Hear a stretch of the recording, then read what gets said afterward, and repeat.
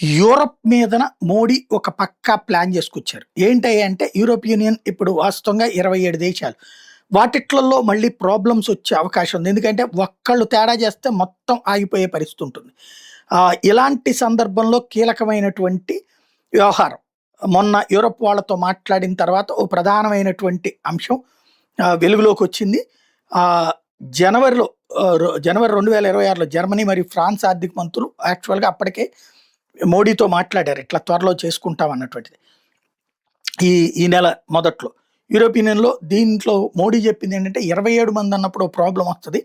Two speed అనేటటువంటి ఒక concept ఉండాలి. అంటే 5, 6 దేశాల చొప్పున ఒక కూటమిగా ఉండండి. అప్పుడు ప్రాబ్లమ్ ఉండదు. 27 దేశాల్లో ఎవరో ఒకళ్ళు మీరు వీటో చేస్తే మొత్తం ఆగిపోతుంది. అప్పుడు రేపు మా దగ్గర మీరు ఒప్పందాలు కుదుర్చుకుని మీరు దెబ్బతింటారని చెప్పుకొచ్చారు.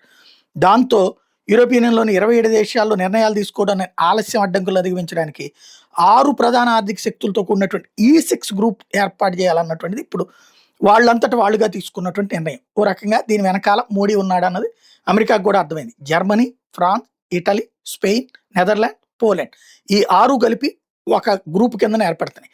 ఈ గ్రూపు డిఫెన్సు, అలాగే క్యాపిటల్ మార్కెట్స్ కోసం అని చెప్పేసి నిర్ణయాలు సొంతగా తీసుకుంటాయి. ఈ 6 కలిసి వాళ్ళ సొంత నిర్ణయాలుగా తీసుకుంటాయి. కీలకమైన ముడి పదార్థాల సరఫరా, అట్లాగే సప్లై చైన్స్, అలాగే ఇన్వెస్ట్మెంట్స్ వంటి ముఖ్యమైన రంగాల్లో వేగంగా ముందుకు సాగడానికి ఇది ప్రిపేర్ అయ్యారన్నమాట. జర్మనీ ఆర్థిక మంత్రి లార్స్ క్లింగ్బెల్ ఇప్పుడు 2 వేగాల యూరప్ సమయం వచ్చేసింది అంటూ దీన్ని కన్విన్స్ చేసే ప్రయత్నం చేస్తున్నారు. యూరప్‌లో చీలిక అనే పాయింట్ రానీయకుండా భౌగోళిక రాజకీయ ఒత్తిళ్ల మధ్య యూరప్‌ను మరింత బలోపేతంగా, స్వతంత్రంగా, పోటీతత్వం కలిగిందిగా తీర్చుకొచ్చేటటువంటి స్పీడ్ పనిచేస్తాం అన్నటువంటిది చెప్తున్నారు.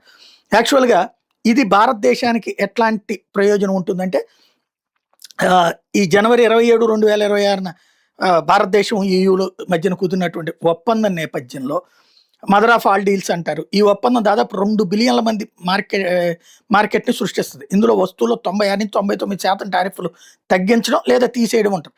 భారత్ నుండి యూరోపియన్ యూనియన్‌కి textiles, leather, gems and jewellery, chemicals, marine products లాంటివి ఉంటాయి. అదే సమయంలో యూరోప్ యూనియన్ నుండి మన దగ్గరికి ఏమేమి వస్తాయి? ఆటోమొబైల్స్ వస్తుంటాయి, మెషినరీ ఉంటుంది, ఫార్మాస్యూటికల్స్ ఉంటాయి, ఇంపోర్ట్లు ఉంటాయి. ఇదే సందర్భంలో భారత్ ఎక్స్‌పోర్ట్ డైవర్సిఫికేషన్, ఎంఎస్ఎంఈలు ఉద్యోగుల సృష్టికి సప్లై చైన్ కూడా ఆటోమేటిక్‌గా ఉంటుంది. అంటే ఇక్కడ వాళ్ళకి సంబంధించిన అనుబంధ పరిశ్రమలు ఇక్కడ పెడతారు.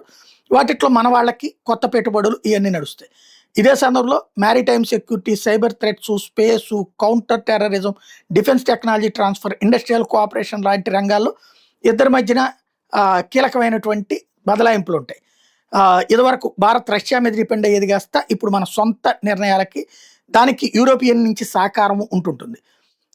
ఓవరాల్‌గా చూసుకుంటే ఈ ట్రేడ్ అగ్రిమెంట్ ద్వారా భారత్‌తో వేగవంతమైనటువంటి పెట్టుబడులు పెట్టడానికి అవకాశాలు ఉన్నది. Especially Germany, France global trade tensions మధ్యన ఈ కొత్త ఎత్తుగడని అంటే రాబోయే రోజుల్లో అమెరికా సృష్టించబోయే సమస్యని ఇందులో ఉన్న ఏదో 1, 2 దేశాలతో హంగరీ లాంటి దాంతోనే దెబ్బకొట్టే ప్రయత్నం ఉంటుంది. చైనాకి హంగరీ క్లోజ్, కమ్యూనిస్ట్ భావజాలం. అదే సందర్భంలో అమెరికా గేమ్స్‌కి రివర్సల్ అన్న ఉద్దేశంతో చేస్తూ ఉంటుంది. దాన్ని మోడీ ముందుగానే పసిగట్టి రివర్స్ కథ నడిపారన్నమాట.